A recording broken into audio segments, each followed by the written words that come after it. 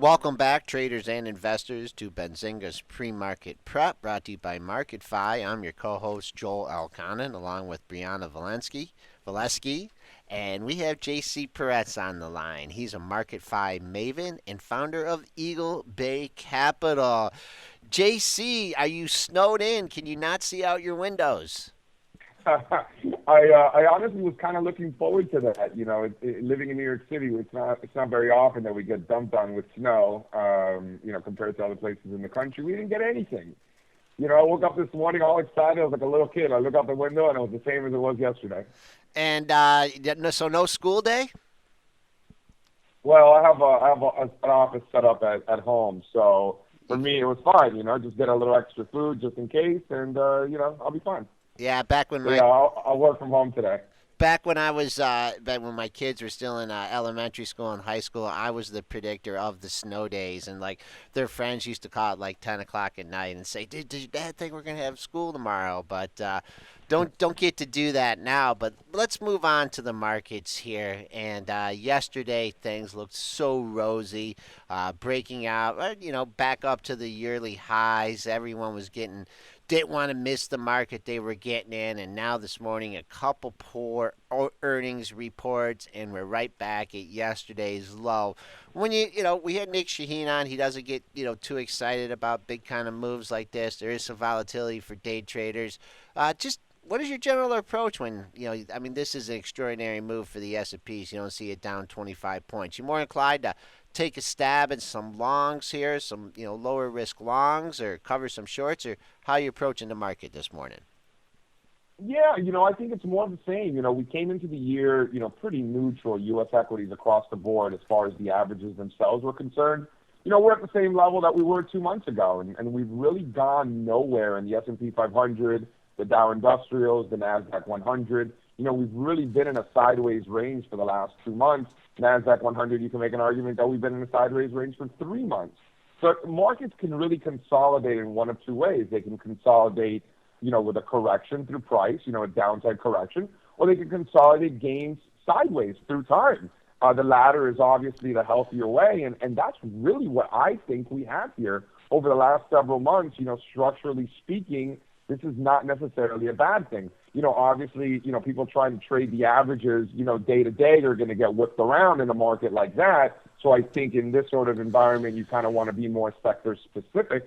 The real estate investment trusts have been, a space that, we've been pounding the table on for months.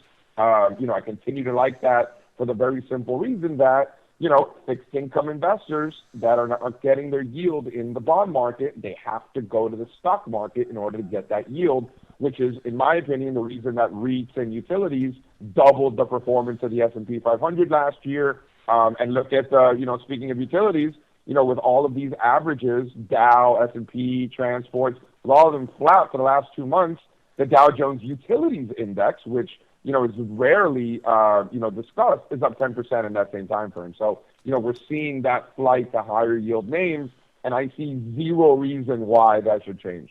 Okay, let's move on to oil in the energy sector. I think maybe the first time that we had you on maybe was in the middle of last year, and we were talking about the oil stocks, and you said a lot of times in a secular bull market that the energy sector is the last one to rally, and well.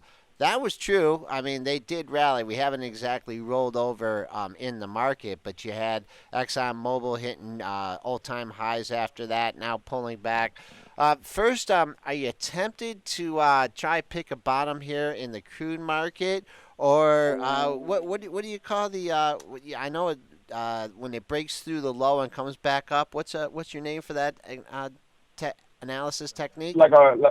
Like a whipsaw or like a failed breakdown or something like that? Yeah, when you came in and you did that, you came in and visited. You talked about the trades where you like to see a low established and then that low get flushed out and then come back above that level.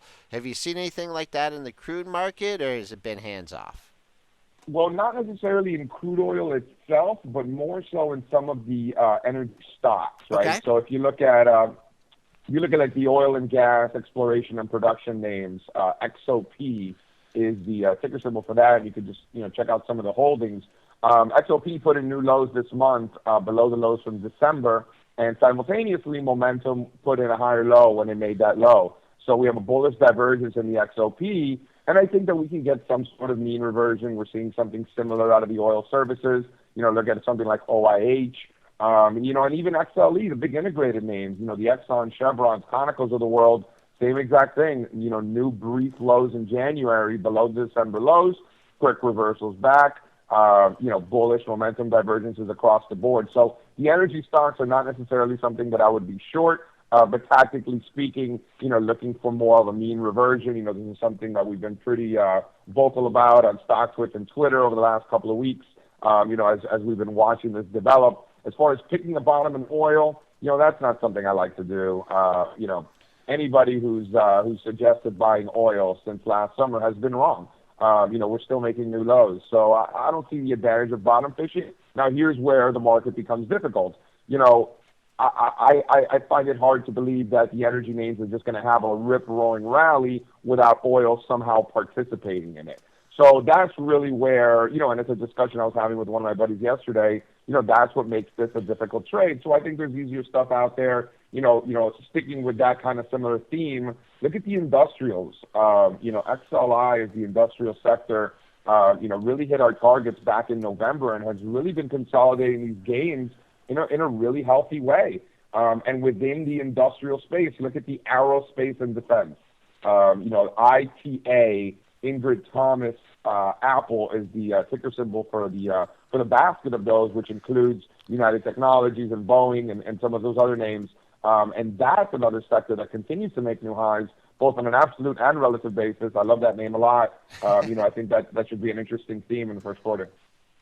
And just to give our traders, a reference point with, what JC's looking at, when he sees like these bottoming formations here, a new low on the move, what he likes about it, correct me if I'm wrong, where your out is. If you're buying this XLE here in the mid 77s, you have your out point here at the low of the move, and then you look to capture the upside. So that's one thing that we talk a lot about is risk reward ratios, and that's how JC looks at it. So let's. Are you an Apple fan at all? Is that something you have in your portfolio? Is something you stay away from? We got a very much anticipated earnings report today.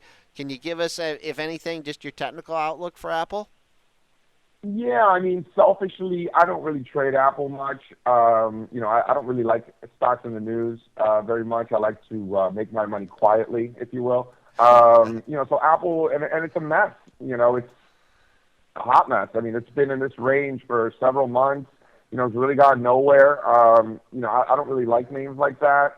I like the fact that, I will say I do like the fact that it's holding above the 2012 highs, which, you can also see those highs in September and August of last year. Those were around the same high. So as long as we're above those levels, for argument's sake, let's call it 100 and change, 100 to 103 range, something like that. As long as it's above there from a structural perspective, Apple's fine. Momentum's been, confirming those new highs and everything like that. To trade it around earnings, that's not something I would ever do. There's too much risk. You were just talking about, defining your risk and, how, looking for good risk reward opportunities. Quite frankly, that's the only thing I care about. I don't really care whether we're trading a commodity or a currency or a stock or an index or a sector. It doesn't matter to me at all. It's just about defining my risk and having a level where I know, okay, if it breaks below that level, I'm out on my long, or if it breaks above that level, my short, I'm out. I need that. In the case of Apple, I don't have that. It's just a mess. It's like the S&P 500. I mean, it's just been in this choppy range for the last several months. Trying to trade that over the short term is how you get whipped around. I don't really like that. Okay, some other stocks. I don't know if you follow Microsoft at all, though, but disappointing the street here. Wow, I don't know how many standard deviations you have here in Microsoft opening up, almost $4 lower here. Is this something that you follow at all, or looking at a fade trade here? What's your take on Microsoft? Yeah, I mean, I look at all of Dow components on multiple time frames. I think it's very important because if you get a good idea, as far as for me anyway, if you get a good idea as to where all the Dow components are headed, I mean, if they're all in uptrends, it's going to be very difficult for the major averages to have a steep decline. Same thing if all the Dow components are in downtrends, or the majority of them, it's going to be hard for the market to make higher highs. So yeah, I find that very important, especially Microsoft, big market cap. Again, it's been I like the high from, if you look at the high in Microsoft from November, right, and you got a downtrend line essentially through today. Until we break above that, there's really no reason to be long. You're in a downtrend for several months while the market's been correcting. So, you want to look at names like that. You want to look at names like Nike, for example. You want to look at names like Cisco and Intel. Look at a name like Merck. These are all, big Dow components that are consolidating their gains over the last several months, and you kind of want to see them break out as a signal that the S&Ps and the Dow Industrials are ready to make their next move, or, NASDAQ 100, and they've yet to do that. So, I think that, in my opinion, is going to be a big tell. Microsoft, one of them. The fact that Microsoft's down 10% in the pre-market obviously isn't that helping that situation, which is probably why the Dow's down 300 points right now. But that's what we want to look at. We want to look for breakouts below those downtrends. You can make similar arguments like Merck. I love that consolidation that we're seeing. If we get a breakout there, that would be huge. Same thing with Cisco. Same thing with Intel. I think those are the big down names that we want to keep an eye on. Yeah, and you have the cat in the news here. That's getting shellacked, starting to come back. Is that a stock that's on your radar at all?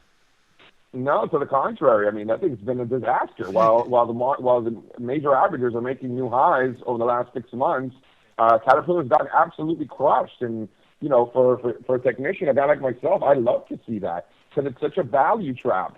I have all friends that are value investors, and you have all these guys that are value this, value that. Oh, it's Caterpillar.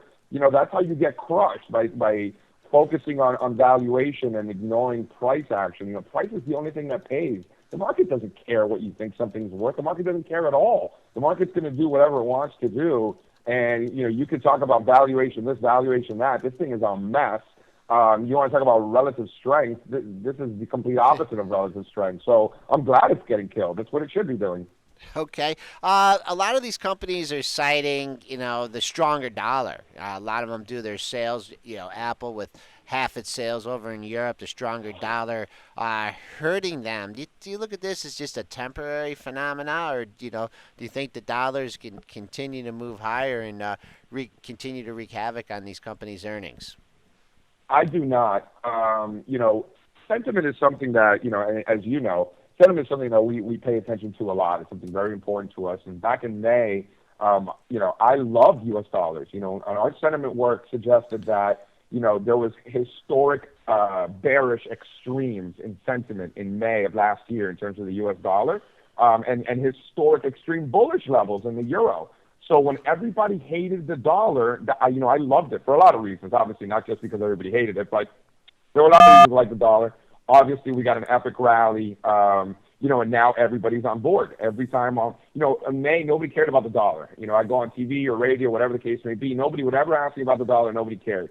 Now that we've had a major run, now it gets brought up in every single conversation. So anecdotally, I don't know any U.S. dollar bears. I don't know one, actually. Actually, I do know one. I know one of my buddies is actually a bear. And I don't know any Euro bulls. And so anecdotally, I think the sentiment is at an extreme, and then the actual data that we do collect suggests that there's more U.S. dollar bullishness now than ever before, and our data goes back over 20 years. So there is absolutely zero chance that I'm going to be putting new money to work on the U.S. dollar. To the contrary, I'm looking for a mean reversion in the euro. In fact, euro yesterday or on Friday closed at exactly the 61.8% Fibonacci retracement of the entire 2000 to 2008 rally.